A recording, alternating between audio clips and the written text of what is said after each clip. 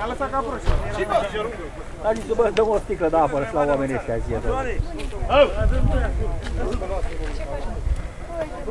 Voi ce faceți, mă?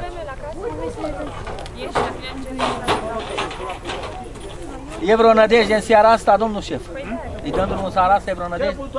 N-am început, n-am început. Cadul de aici. Hai să... Ne trebuie o sfoară să venim până aici, că dici încoace nu mai pot să mai trec dici. Nu. Aruncă o coală.